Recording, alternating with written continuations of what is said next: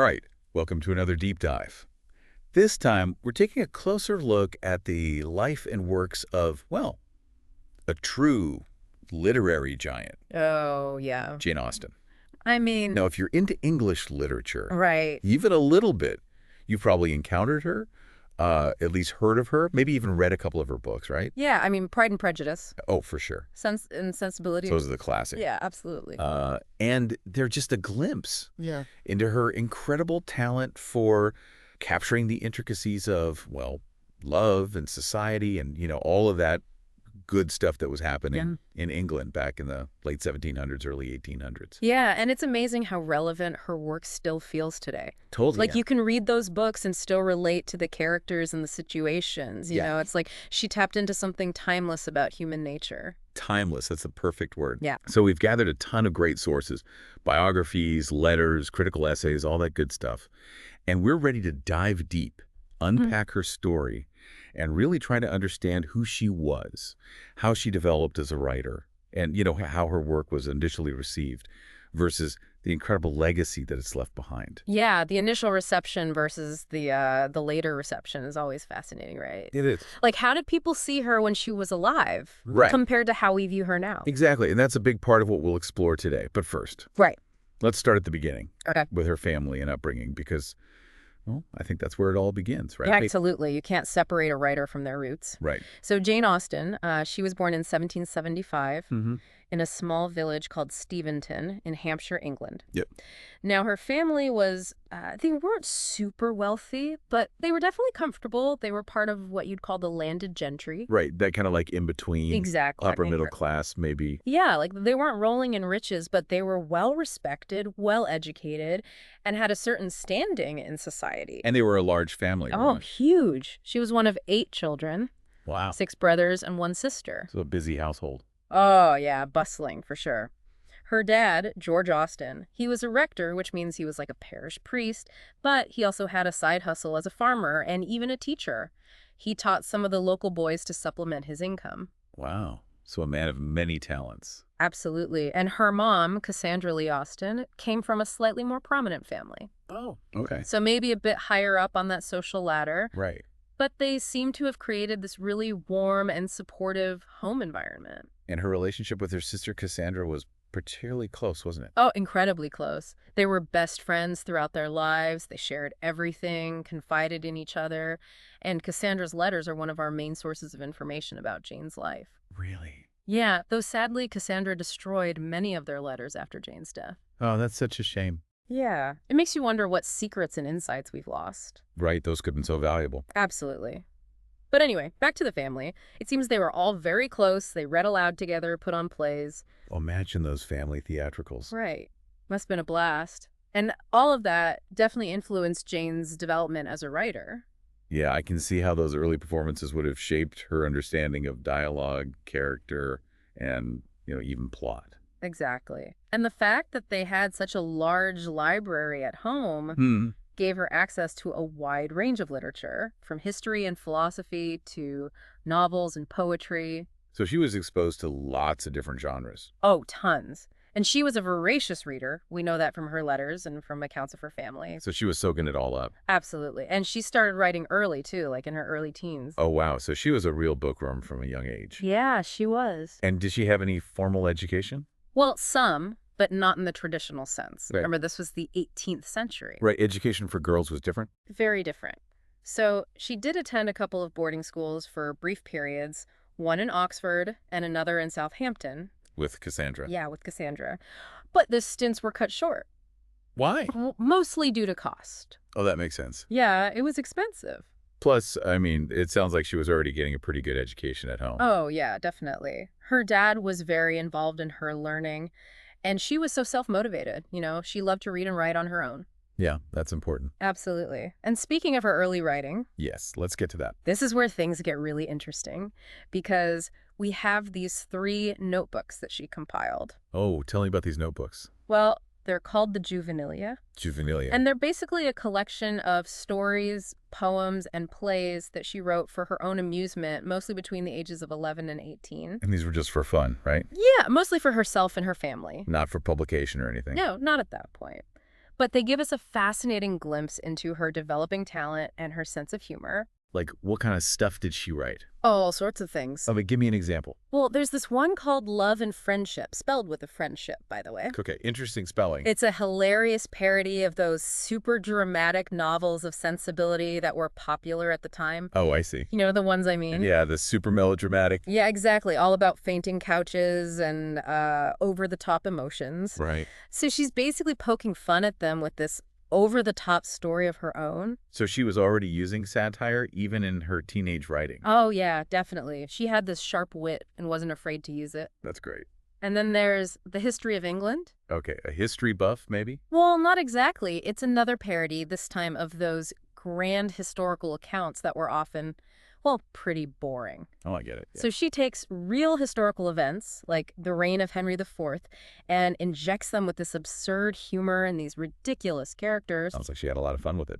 Oh, yeah. You can tell she's enjoying herself, experimenting with different voices and styles. It's not just practice, but also play. Exactly. And some scholars have even described the juvenilia as boisterous and anarchic. Anarchic. Yeah, like she's deliberately turning things upside down, playing with language and expectations. That's amazing. Right. And some even compare her to writers like Lawrence Stern. Oh, wow. Who was known for his experimental and often humorous style. Exactly. So you can already see those seeds of her unique voice, even in her early works. It's like she's already starting to find her own way of looking at the world. Yeah, exactly. So she's writing, experimenting, having fun. What else was going on in her life at this time? Well, she's a young woman living at home, Yeah. engaged in all the typical activities expected of someone in her social circle. Right, like needlework, Oh, yeah, lots of needlework. social gatherings, Balls, dances, dinner parties. music. Yeah, she played the pianoforte. And she was apparently quite good at it. So she was a well-rounded young lady. Yeah. Yeah, she was, but you can imagine that even with all these social obligations, Mhm. she was still finding time to write. Because that passion was already there. Oh, yeah, definitely. And around 1793, we see a shift in her writing. Oh, how so? Well, she starts working on longer, more ambitious pieces. So she's moving beyond those short stories and plays from the juvenilia. Exactly. It seems like she's starting to take herself more seriously as a writer. Interesting. And is this when she starts writing her novels? Well, not quite novels as we know them, but she does start working on some longer pieces that are definitely stepping stones towards her mature work. Okay, tell me about those. Well, there's Lady Susan, which is this short epistolary novel Epistolary meaning? told through letters. Oh. So it's like you're reading the character's correspondence. I see. And Lady Susan is interesting because it's quite different from her later novels. Really?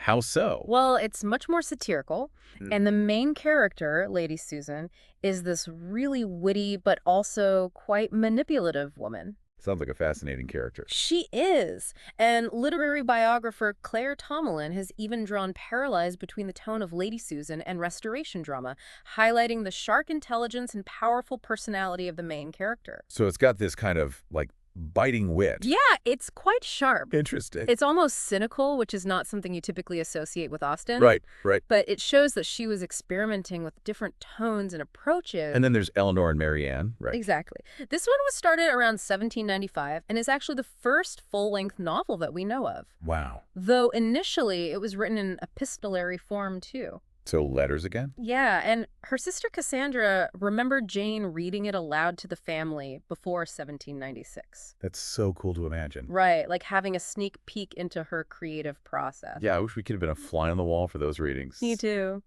Anyway, Eleanor and Marianne eventually became Sense and Sensibility, but she did a lot of revisions over the years. Including changing it from letters to a more traditional narrative style. Exactly. So she was constantly refining her craft, trying different things, and figuring out what worked best for her. So during this period, she's writing Lady Susan, she's starting Eleanor and Marianne. Was there anything else significant happening in her life? Well, there was this brief period in 1795 and 1796 when she seems to have had a romantic connection with a young man named Tom Lefroy. Oh, interesting. Tell me more. Well, he was an Irish law student visiting relatives in Hampshire, Okay. and they met at a few social gatherings. Sounds promising. Right. And from what we can glean from letters and accounts of family members, they seem to have hit it off. Ah, young love. Maybe, but sadly it wasn't meant to be. Why not? Well, they were both young, and let's be honest, Tom Lefroy wasn't exactly financially stable at that point. The realities of life. Exactly. Marriage wasn't really a practical option for them at the time, Right. and they ended up going their separate ways. That's a shame. It is. But it makes you wonder how much of that experience found its way into her writing. Yeah, for sure. I mean, she was so astute at observing relationships, the dynamics between men and women, and maybe some of her own experiences with love and heartbreak shaped her portrayal of those themes. Totally. And even if it's not a direct correlation, Right. it had to have some impact on her creative process. Oh, yeah, definitely. Our experiences, even the painful ones, they all contribute to who we are. And how we see the world. Exactly. So moving on, she completes First Impressions in 1797 Right. at the ripe old age of 21, which, by the way, just blows my mind. You know, incredible, right? To have that kind of talent and insight so young. It's amazing. And First Impressions, as many of you probably know, eventually became Pride and Prejudice, right? One of the most beloved novels of all time. For sure. But it wasn't an easy road to publication, was it? No, not at all. In fact, her father tried to get First Impressions published that same year, in 1797, but he was unsuccessful. Rejected. Sadly, yes. But, I mean, think about how much that must have stung. Oh, I can only imagine. To have your work, especially something you poured your heart and soul into, to have it rejected. It's a tough blow. It is. But to her credit, she didn't let that stop her. No, she didn't. She kept writing, kept revising, and she actually went back to Eleanor and Marianne during this time. Okay. And really started to reshape it, moving away from that letter format to a third-person narrative. So that's when it really started to resemble the Sense and Sensibility we know today. Exactly. And then, around 1798, she began working on Susan, which eventually became Northanger Abbey, right? Yes, and Northanger Abbey is such a fun read because it's a satire of those Gothic novels that were all the rage back then. Oh, the spooky ones. Yeah, exactly. With the castles and the... Yeah, castles, ghosts, mysterious secrets. Right. And Austen, she just brilliantly mocks those tropes with her signature wit and intelligence. That's great. And she actually managed to sell Susan to a publisher in 1803. She did, but unfortunately he didn't actually publish it. Oh, what happened? Well, it's a bit of a mystery. Some speculate that he got cold feet. Really? Yeah, maybe he thought it wouldn't sell well. Or maybe it was just too edgy for the time. Possibly. Anyway, it wouldn't be published until after her death. Wow, so that must have been disappointing. I'm sure it was. But, you know, she kept going. That seems to be a theme here. It is, right. She was so resilient. Even when she faced setbacks, she just kept writing, honing her craft. So life was going on. She's writing. She's facing these challenges in terms of publication. And then there's a big change in 1800. Right. Her family decides to move to Bath. The big move. Huge. And it seems to have been quite a difficult transition for Jane. Really? Why? Well, Bath was a very fashionable city at the time. Okay. Known for its social scene. And, well, let's just say it was a bit more bustling than the quiet countryside life she was used to. Ah, so a big change of pace. Exactly. And her writing output actually seems to decline during this period. Maybe she was just overwhelmed by the new environment. Maybe. Or maybe she just had less time and space to write. Right, with all the social obligations and everything. Yeah. But she did start working on a new novel during this time called The Watsons. Okay, but she didn't finish it. No, she abandoned it. Any idea why? Well, some scholars think it might be because the themes of The Watsons hit a little too close to home. How so?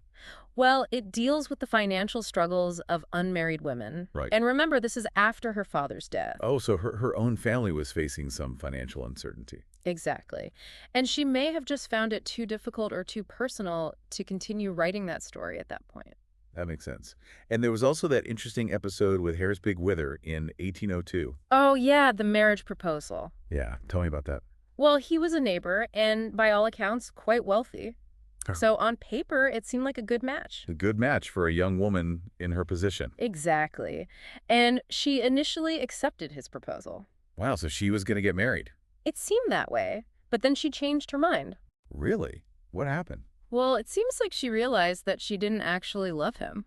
Ah, so she made a brave decision. Very brave, especially considering the social and financial implications. Right, because back then, marriage was often seen as a necessity for women, not necessarily a choice based on love. Absolutely. So for her to reject the proposal, especially from someone as wealthy as Harris Big Wither, it really shows how much she valued her own independence and her own feelings. It's like she was unwilling to settle for a life without love. Exactly. And she actually gave similar advice to her niece later on. Oh, really? Yeah, she encouraged her niece to marry for love, not just for financial security. So she was a romantic at heart. Deep down, I think she was. So she turns down the proposal.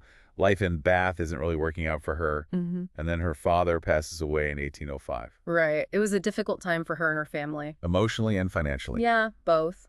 They were left without his income, and they ended up moving again in 1806, this time to Southampton. So another big move. It was, and they had to live in rented accommodations. Sharing a house with her brother Frank. Exactly. Not ideal, but they made it work. And her brothers really stepped up to help support them, didn't they? Oh, yeah. They were amazing. They contributed financially to make sure that their mother and sisters were taken care of. That's really great to hear. It is. It shows that even though they were scattered geographically, that family bond was still incredibly strong. And then finally, a turning point in 1809. Right. Her brother Edward, he offered them a cottage on his estate in Chawton. Chawton. Yeah, a small village in Hampshire. So back to her home county. Exactly. And this move seems to have been a real blessing for Jane. In what way? Well, it gave her a stable home, a quiet environment, and more importantly, the time and space to really focus on her writing again. So Chawton became her sanctuary. Yeah, you could say that. And it's during this period that her career really starts to take off. Okay, tell me about that. Well, in 1811, she finally publishes her first novel, Sense and Sensibility. The one that was originally called Eleanor and Marianne. That's right, and she published it anonymously. Oh, why? Anonymously. Well, it was still quite unusual for women to be published authors back then. Right, there was a stigma attached to it. Yeah, so many female writers used pseudonyms or published anonymously to avoid scrutiny or criticism. Makes sense. Anyway, Sense and Sensibility was well received. It was a success. Yeah, a moderate success. It got some good reviews, and it sold well enough to give her some financial independence. Wow, that must have been so gratifying. I'm sure it was. It validated all those years of hard work and rejection. Yeah, to finally see her work in print and be recognized for her talent. Exactly. And it gave her the confidence to keep going. And she didn't waste any time, did she? No, she didn't. In 1813, she published Pride and Prejudice. The revised version of First Impressions. That's right. And this one was a huge success. Really, like right away. Oh, yeah, it was an immediate hit. It got rave reviews. People loved it. And it established her as a major literary figure. Absolutely. It cemented her reputation. And then came Mansfield Park in 1814. Right. And this one, while it didn't get as much attention from reviewers as Pride and Prejudice, Okay. was still a big commercial success. Like, it sold well. Oh, yeah. It sold out within 6 months. Wow. And it actually earned her the most money of any of her novels up to that point. So she was really starting to gain recognition and financial stability. She was. And she even caught the attention of the Prince Regent. No way. The Prince Regent was a fan of Jane Austen. Apparently so. He was a big reader, Okay. and he loved her novels. Wow, that must have been quite a feather in her cap. It was. He actually requested that she dedicate her next novel to him. And she did. She did. Emma, published in 1815, is dedicated to the Prince Regent. But I read somewhere that she wasn't actually a big fan of his. Yeah, that's right. She found him to be a bit of a, well, let's just say she wasn't impressed with his character. Oh, interesting. So she dedicated the book to him out of a sense of obligation. Yeah, probably. It would have been hard to refuse a request from the Prince Regent. Right, especially at that point in her career. Exactly. But even though she dedicated the book to him, she didn't hold back in her private letters. Oh, tell me about that. Well, there's this famous letter where she basically writes this hilarious and very satirical outline of a perfect novel. A perfect novel, according to whom? According to the Prince Regent's librarian. Oh, so she's poking fun at their idea of what a good novel should be. Exactly. She's subtly critiquing those who thought they knew better than she did. That's brilliant. It is. It shows that she was never going to compromise her artistic vision. Even for the Prince Regent. Even for the Prince Regent. So she publishes Emma, and then what's next? Well, she decides to switch publishers. Okay. Why the change? It seems like she was looking for a bigger platform. Makes sense. She was a successful author at this point. Right. So she went with John Murray, who was a very prominent publisher at the time. Okay, and she published a second edition of Mansfield Park with him. Right. And her next novel, Persuasion. But sadly, Persuasion wouldn't be published until after her death. Right. And neither would Northanger Abbey, which her brother Henry had bought back the copyright for. Oh, why the delay with those two? Well, there were a few factors. One was that Henry's bank unfortunately failed. Oh, no. Yeah, it caused some financial difficulties for the family. So that probably put a hold on things. It did. And then, of course, there was Jane's declining health. Right, because she started to get sick in early 1816. Yeah, and it seems like she initially ignored it. Oh, really? Yeah, she just kind of brushed it off as a minor ailment. But it got progressively worse. It did, sadly. And to this day, we don't know exactly what she died from. Oh, there's no definitive diagnosis? No, there are theories. Like what? Well, some doctors think it might have been Addison's disease, Okay. which is a hormonal disorder. Uh, Others have suggested Hodgkin's lymphoma, bovine tuberculosis, or even a recurrence of typhus. wow, so a lot of possibilities. Yeah, it's one of those mysteries that may never be fully solved. But it's clear that she suffered a lot in her final years. Oh, definitely. But even through the pain and weakness, She kept writing. she did. She actually revised the ending of Persuasion while she was ill. Wow, that's incredible. And she even started a new novel, Sanditon.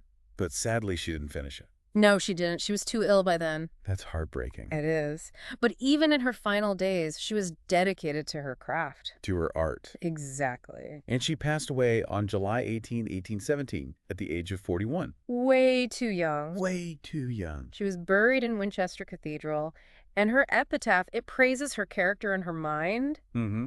but it doesn't actually mention her writing. Really? That's so strange. It is, right. Especially considering how much we celebrate her as a writer today. But I guess it reflects the fact that she wasn't super famous during her lifetime. Right.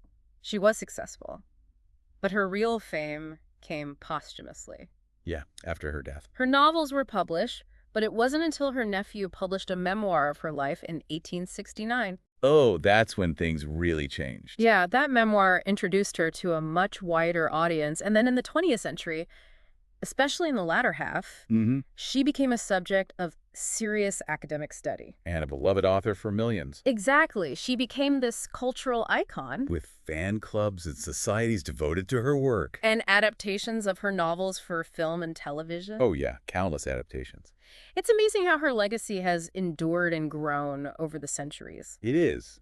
But it's also important to remember that our understanding of her life is limited Right. because a lot of her personal correspondence was destroyed or censored. Yeah, her sister Cassandra burned many of their letters, and other family members also destroyed documents. Which is understandable in a way. Yeah, they wanted to protect her reputation and present her in a certain light.